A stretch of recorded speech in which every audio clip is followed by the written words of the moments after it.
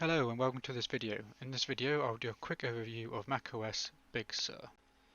I have Big Sur running on an early 2015 13-inch MacBook Pro and running the latest version that I can get my hands on, which is only the 11.0 currently. The one thing you've got to be aware of if you go to install it is you need 50 gig of space to install it. I had to uninstall a bunch of apps to actually get it on and reinstall them afterwards. So let's go straight into the things that I like. The one thing I do really like is the new rounded edges and the transparency. It just looks a lot sleeker. It does look a lot more like iOS and iPadOS, but I do kind of like that. You can see on the left side, as I move it around, you've got the slight differences between it.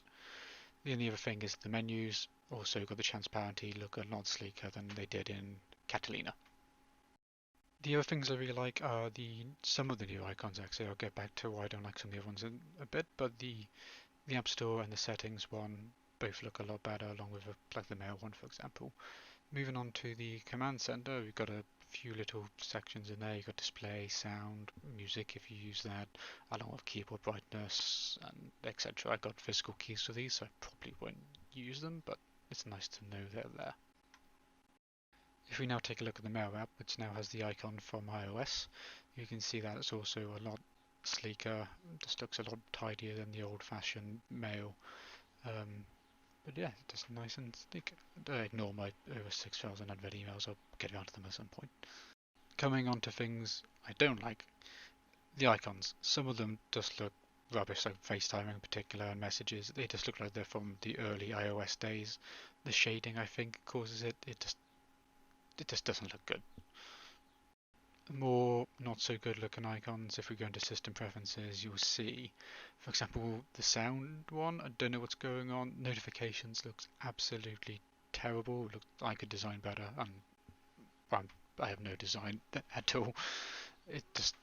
There's a few in here that just look terrible. Coming up to the top bar, what's with the huge spaces between all the icons? It just looks ridiculous. And if you click in between, it doesn't actually click either of them, I don't believe. I don't understand why this is a big gap. It just makes it look really untidy. One of the other things I heard people complain about is the background. The default background does look like it. Well, I think it actually is from the iPad Pro. I don't own one, so I don't know off the top of my head. But I don't know why people are complaining. It's like you can get this one just by going to the system preferences and changing it. If I do that now, let's go down to system preferences, go to desktop. Nope, it's general. Oopsie, let's go back. Let's go to desktop and screensaver, that is.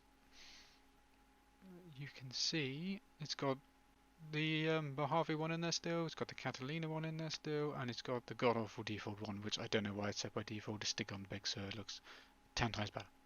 Also, if you plug in your charger watch on the lock screen, it shows you the battery life, which I quite like. It's useful. Overall, I'm quite happy with the transition to Big Sur from Catalina. It was a lot easier than it was from Mojave to Catalina, purely for the fact, I think, of not having the issue of having 32-bit apps. I had so many apps that did not work when I did the original move to Catalina beta. With this beta, everything I have still works. Adobe Suite works, Discord works. I had to install a few games, but it's a Mac, you didn't really expect to play games. But yeah, that's it. That's a very quick overview of macOS Big Sur. Thank you for watching.